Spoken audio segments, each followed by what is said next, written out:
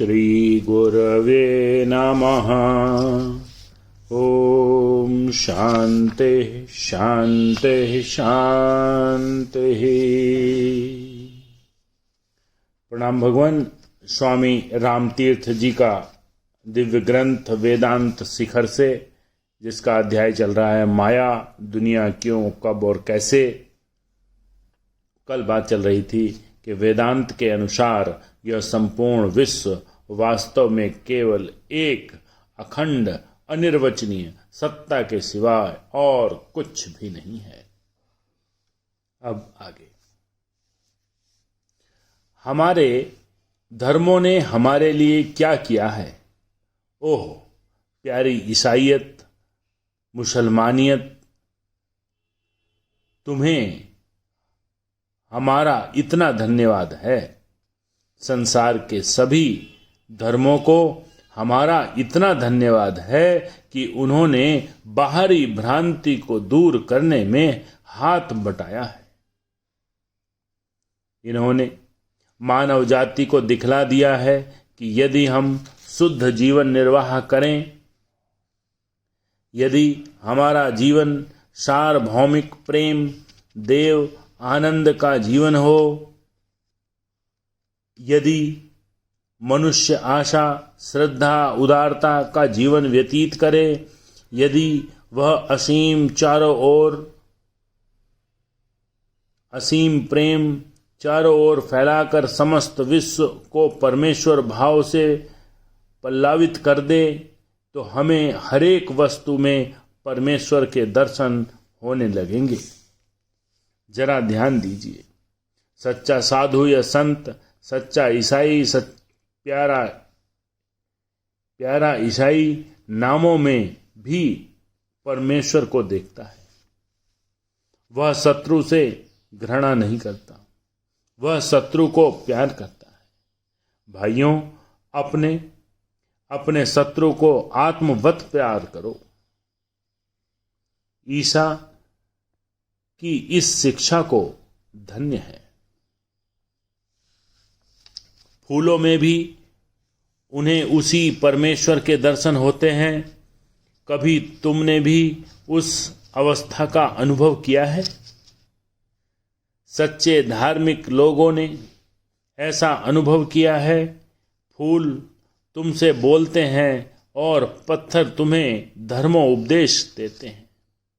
बहते हुए नदी नाले में तुम्हें पुस्तकों की शिक्षा मिलती है। तारागण तुमसे वार्तालाप करते हैं और परमेश्वर हर एक मनुष्य के चेहरे के द्वारा तुम्हें अवलोकन करता है।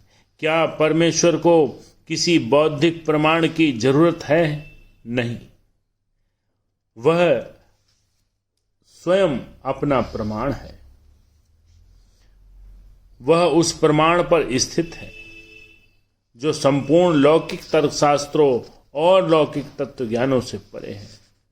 जो व्यक्ति सर्वत्र परमेश्वर का अनुभव करता है, जो परमेश्वर में ही रहता, सहता, चलता फिरता और परमेश्वर में ही अपनी सत्ता रखता है, वह स्वयं परमेश्वर है। इस प्रकार के धार्मिक जीवन, अभ्यास और अनुभव तथा प्रयोगों द्वारा साधक बाहरी भ्रांति को जीत लेता है। यह कैसे? तुम जानते हो, तुम्हारा कहना है कि परमेश्वर ही सब नाम रूपों में है। परमेश्वर इन सब अवस्थाओं, आकारों और भेदभावों में विद्यमान है। ये सब सांप के समान अध्यारोपित पदार्थ हैं। यदि तुम इनके पीछे नीचे देखोगे तो उनके आधार में तुम्हें सांप के नीचे अधोस्थित रस्सी के समान परम तत्व दिखाई देगा। लंबाई, चौड़ाई और गोलाई का आरोप तुम सर पर नहीं करते हो, वरन अधोस्थित रस्सी पर करते हो।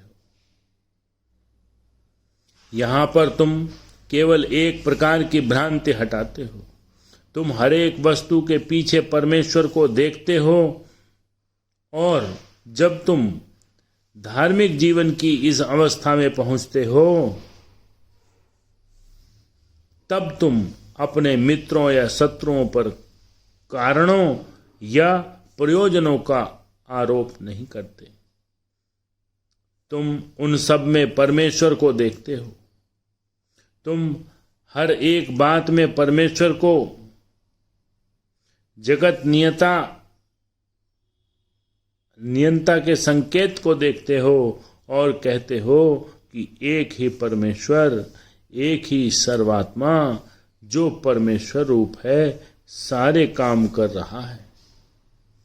मुझे अपने मित्रों या शत्रुओं पर स्वार्थपूर्ण अभिलाषाओं का आरोप न करना चाहिए। इस प्रकार हम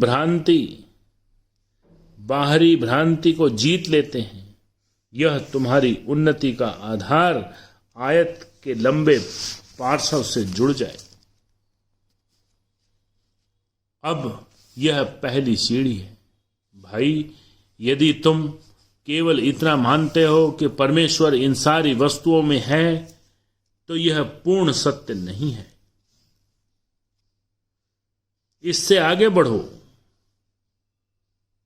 इन सब नाम रूपों में और इन समस्त प्रतिमाओं में, इन भेद प्रभेदों में स्वयं परमेश्वर समाया हुआ है, किंतु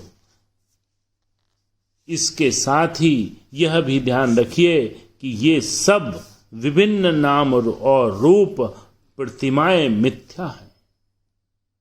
जैसे रस्सी में सांप मिथ्या होता है।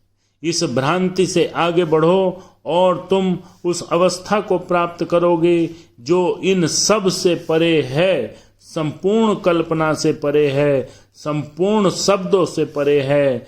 वह बाह्य और आंतरिक दोनों भ्रांतियों से परे है। बस इस प्रकार तुम देखते हो कि वेदांत सब धर्मों की पूर्ति करता है। वह संसार के किसी धर्म का खंडन नहीं करता। ओम शांति।